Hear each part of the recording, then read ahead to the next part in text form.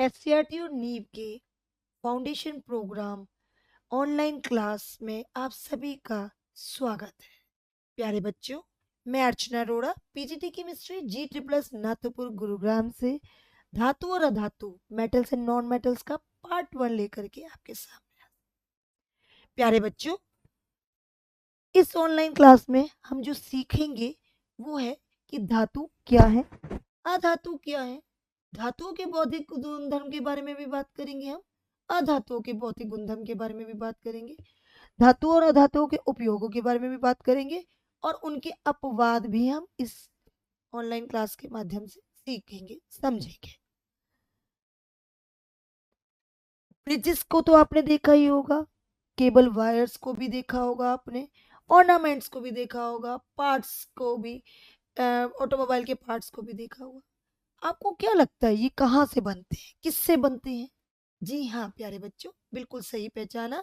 आप daily life में बहुत सारी ऐसी धातु हैं जिनको यूज में लाते हो और रोजमर्रा की जिंदगी में आप कहीं ना कहीं किसी ना किसी तरीके से इनको यूज में करते हो। तो ये सभी क्या है जो अभी इस समय आपकी स्क्रीन पर दिखाई दे रही, ये सभी धातु हैं। ये धातुएं जैसे कि लोहा, तांबा, एल्यूमिनियम, मैग्नीशियम, सोडियम, लेड, ये कहाँ, जिंक, ये कहाँ कहाँ पाई जाती है? ये तत्व जितनी भी हैं ये सारे पृथ्वी की भूपर पट्टी में खनिजों और रॉक्स के रूप में, चट्टानों के रूप में पाए जाते हैं। और भी इसके बारे में हम बात करेंगे प्यारे बच्चों। उससे पहले हम थोड़ा सा बात करते हैं कि पेंसिल की लेड में ग्रेफाइट, टायर्स में कार्बन, गुब्बारों में हीलियम और यूरिया में नाइट्रोजन, और जो हमारा सीवेज ट्रीटमेंट, जो पानी का जो उपचार होता है, क्लीनलीनेस होती है, एक डिसइंफेक्शन प्रोसेस होता है, इन्फेक्शन हटाने के लिए जो क्लीनिंग प्रोसेस होता है, उसमें क्लोरीन, ये सभी जो है ये अधातुएं होती हैं। आइए अधातुओं के बारे में हम थोड़ा सा जान लेते हैं। वेल्डिंग पर्पसेस में आर्गन का, ऑयल और घी बनाने में हाइड्रोजन का, माचिस की तीलियों में फॉस्फोरस का, और हॉस्पिटल्स में खास तौर से ऑक्सीजन का बहुत बहुत बहुत यूज है।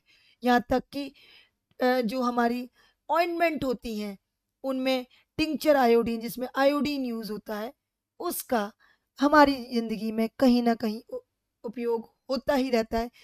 हमारी जो कार्ड होता है, जो हमारे मोबाइल्स में सिम कार्ड लगता है, मेमोरी कार्ड लगता है, उसमें चिप, ये सभी अधातुओं के डेली लाइफ के एग्जाम्पल हैं जो हमारी जिंदगी को सक्षम बनाने में, हमारी जिंदगी का को आगे बढ़ाने में बहुत बहुत बहुत यूजफुल है। अब बात करेंगे हम धातुओं के गुणधर्म की। धातुएं और अधातुएं कहीं ना कहीं हमारे यूज में हर समय आती हैं, हर जगह धातुओं और अधातुओं का हम दिन में पता नहीं कितनी बार यूज करते हैं। हमारे डेली लाइफ में, हमारे सांस लेने से लेकर के हमारे जो प्लांट्स की जो रूट्स, जहाँ मिट्टी होती है वहाँ पर फर्टिलाइजर्स में, या हमारे पानी के क्लीनिनेस प्रोसेस में, हर जगह कहीं ना कहीं धातु और अधातु का यूज होता है।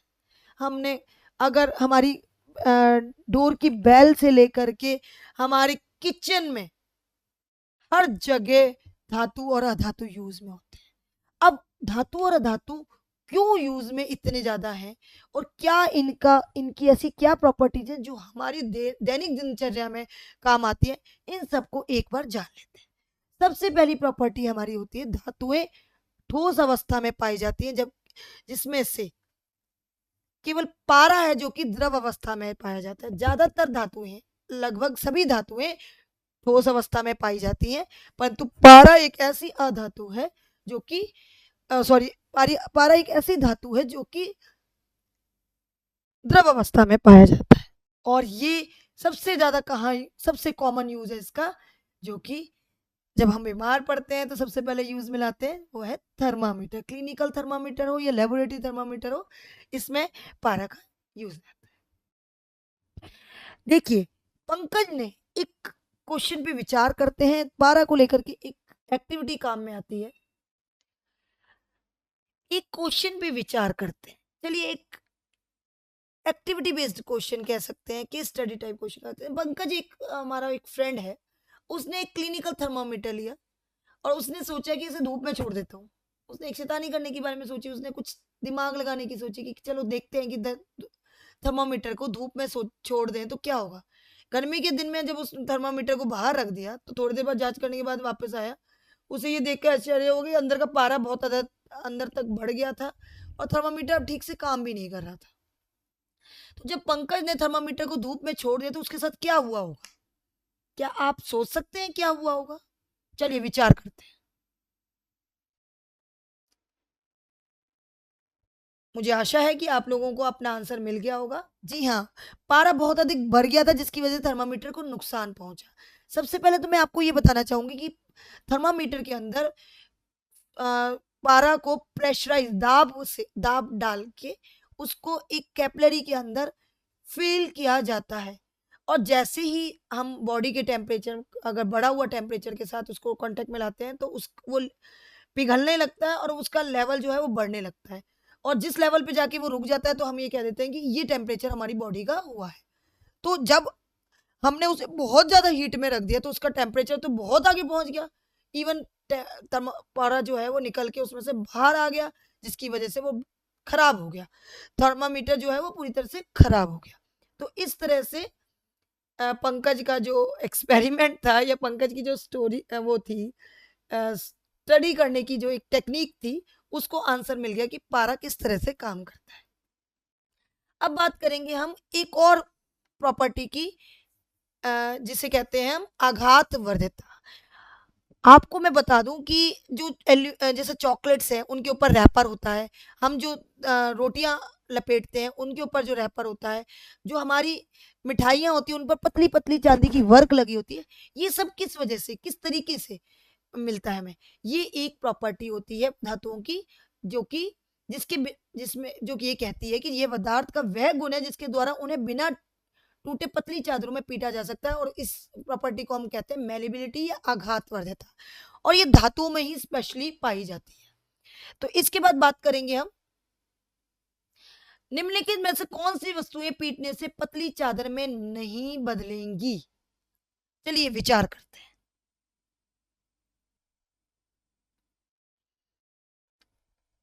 तो बच्चों आपने सोच लिया होगा, एल्यूमिनियम, सोना और लोहा ये सभी ऐसी चीजें हैं जिनको आप पीटेंगे तो वो धीरे धीरे पतली चादरों में निकल आएंगी, परंतु ईंट एक ऐसी चीज है जो कि पतली चादरों में नहीं निकलेगी, वो टूट के बिखर जाएगी और इस प्रॉपर्टी को हम कहते हैं आघात वर्धता।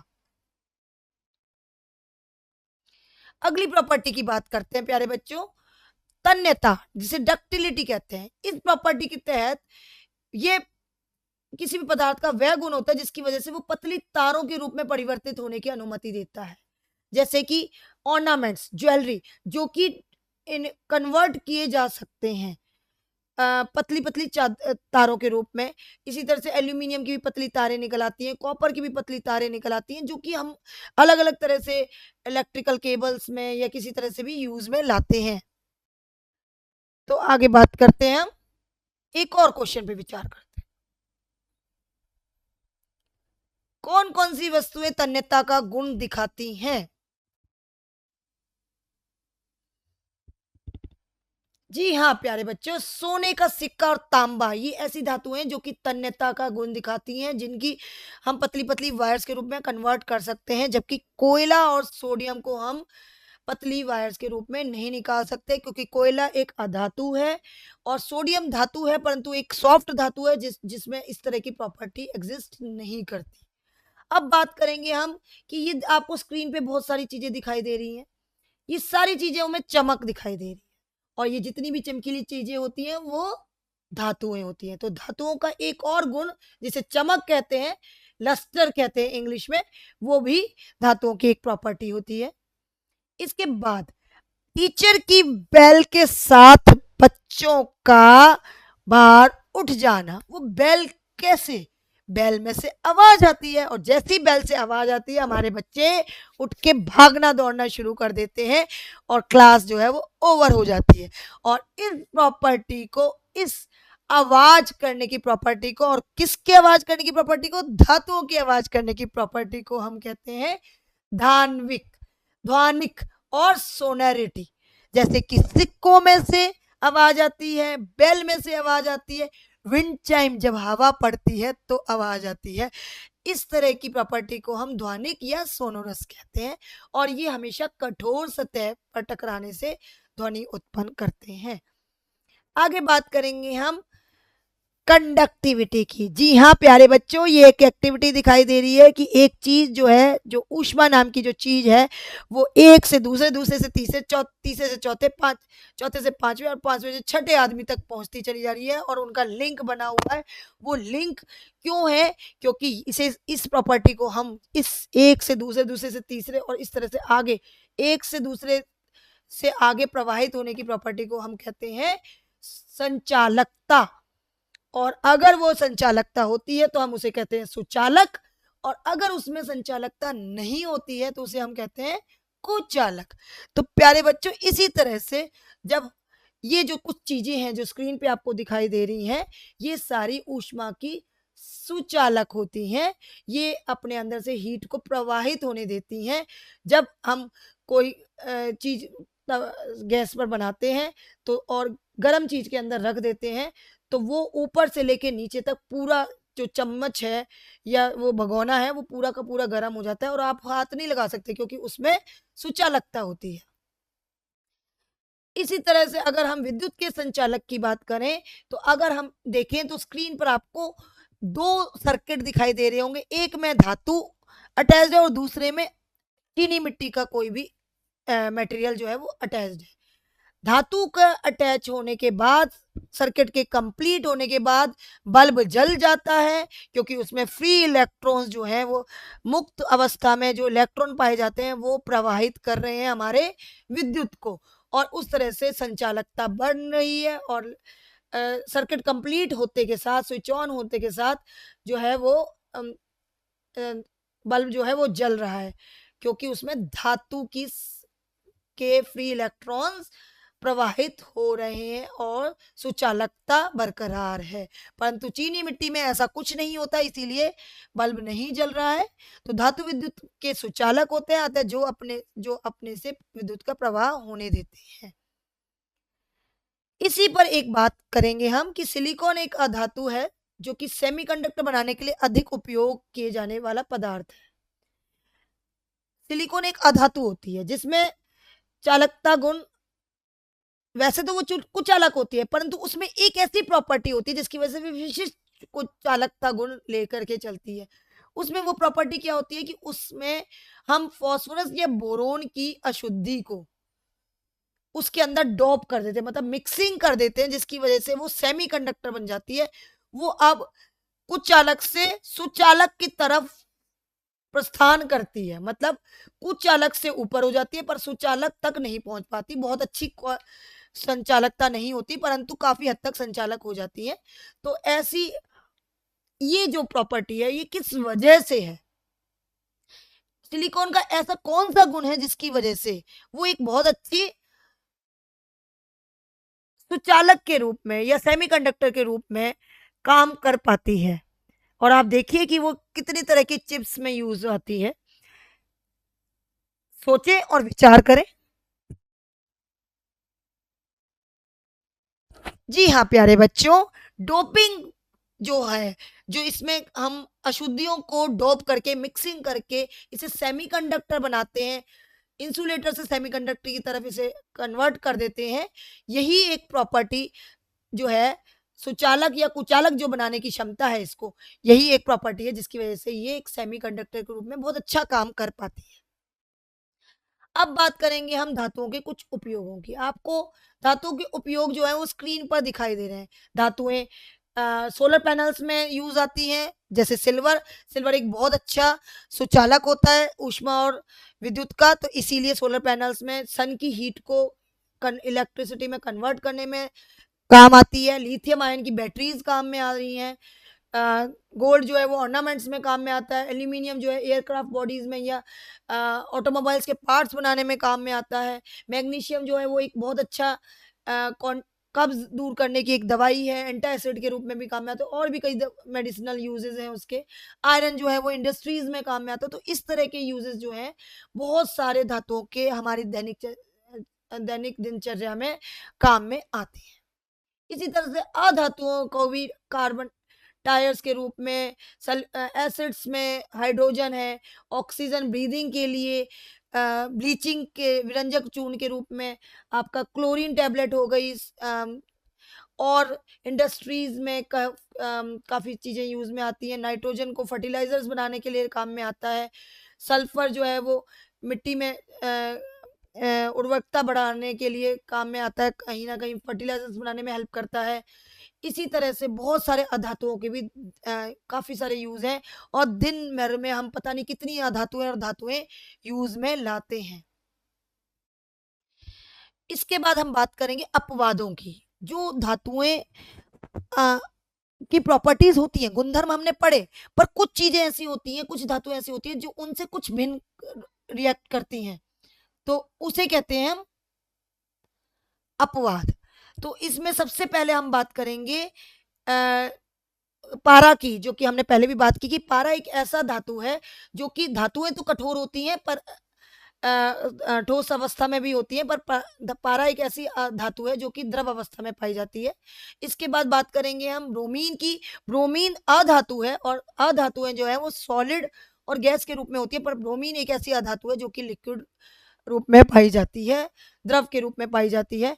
इसी तरह से सोडियम की बात करें तो सोडियम धातुएं जो है वो कठोर मानी जाती है, पर सोडियम और पोटाशियम दो ऐसी धातुएं जिनको हम जो सॉफ्ट है और उन्हें चाकू से काट सकते हैं। इसी तरह से ग्रेफाइट की बात करें तो ग्रेफाइट एक अपरूप है कार्बन का, और कार्बन जो है वो अधातु है, और अधातुएं जो है वो विद्युत की कुचालक होती है, पर ग्रेफाइट अधातु का रूप होते हुए भी बहुत अच्छा सुचालक होता है। यहाँ तक कि एलईडी बल्ब दिखा के हम आपको दिखाना चाह रहे हैं कि वो किस तरह से सुचालक का काम करता है। इसी तरह से बात करें अगर डायमंड की, तो डायमंड एक अधातु के रूप में बहुत सॉफ्ट होना चाहिए, पर क्योंकि कार्बन का रूप है, परंतु धातु डायमंड को, हीरे को हम प्रकृति में सबसे ज्यादा कठोरतम चीज मानते हैं। इसी तरह से गैलियम की बात करें तो गैलियम का जो गलनांक है वो उच्च होना चाहिए, क्योंकि वो एक धातु है, परंतु गैलियम जो है वो हथेली में आते ही पिघल जाती है, इतना कम उसका गलनांक होता है। तो इस तरह से अगर हम बात करें तो धातु बहुत सारे अपवाद भी हैं। धातुएं किस तरह से होती हैं, परंतु कुछ ऐसी चीजें हैं जो धातुओं के प्रॉपर्टी को, गुणधर्म को मैच नहीं करती हैं। तो इस तरह से आप धातुओं के गुणधर्म के बारे में भी पढ़ सकते हैं, और अधातुओं के गुणधर्म के बारे में भी पढ़ सकते हैं, और उनके अपवादों के बारे में भी पढ़ सकते हैं। तो आशा करती हूँ कि आपको इस पार्ट 1 के माध्यम से आपको धातु, अधातु और धातु अधातु के यूजेस, उनके गुणधर्म और उनके अपवादों के बारे में सब कुछ जानकारी मिल गई होगी, और आप इसके बारे में और भी इधर एक्सप्लोर करके इसके बारे में जानेंगे, जिससे कि आप पार्ट 2 में और भी ज्यादा इंटरेस्टिंग वे में पढ़ पाए। इससे इसके बाद हम बात करेंगे समरी की। जो हमने इस वीडियो में पढ़ा वो ये है कि धातुएं लचीली होती हैं, अधातुएं गैर लचीली होती हैं, धातुएं तन्य होती हैं, अधातुएं गैर तन्य होती हैं, धातुएं चमकदार होती हैं और अधातुएं गैर चमकदार होती हैं, धातुएं ध्वनिवान होती हैं, अधातुएं ध्वनिहीन होती हैं, अच्छी चालक होती हैं और कुछ चालक होती हैं, धातुएं ठोस होती हैं। उसके साथ साथ अपवाद आपको हम बता ही चुके हैं। अधातुएं ठोस और गैस के रूप में होती हैं, परंतु कुछ अपवाद भी आपको बता चुके हैं। धातुएं कठोर होती हैं सोडियम और पोटाशियम के अलावा, और अधातुएं सॉफ्ट होती हैं, कोमल होती हैं, परंतु डायमंड जो है वो प्रकृति में सबसे ज्यादा कठोर माना जाता है। तो इस तरह से हमने लगभग सभी गुणधर्म और अपवादों के बारे में और मेटल्स और नॉन मेटल्स के यूजेस के बारे में इस पार्ट 1 वीडियो में ऑनलाइन क्लास में पढ़ा। आशा करती हूँ आपको समझ में आया होगा और आप इन सभी क्वेश्चंस के आंसर्स अब दे पाएंगे। आज की ऑनलाइन क्लास के बाद आप क्वेश्चन नंबर 1 पेज नंबर 45 पर और क्वेश्चन नंबर 2 पेज नंबर 45 पर दे पाएंगे इसका आंसर, और पेज नंबर 63 पर क्वेश्चन नंबर 5 है वो भी आप अटेम्प्ट कर पाएंगे। इसके बाद कुछ और जो इस ऑनलाइन क्लास के बाद आप कुछ और क्वेश्चंस के आंसर मैं आशा करती हूं कि आप दे सकते हैं, जिसमें प्रश्न 1 है, प्रश्न 2 आपके सामने,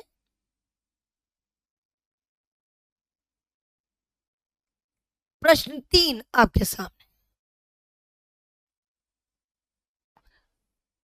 तो आशा करती हूँ आप इन सभी क्वेश्चंस के आंसर बहुत अच्छे से दे पा रहे होंगे और आपको आज की ऑनलाइन क्लास समझ में आई होगी। Thank you.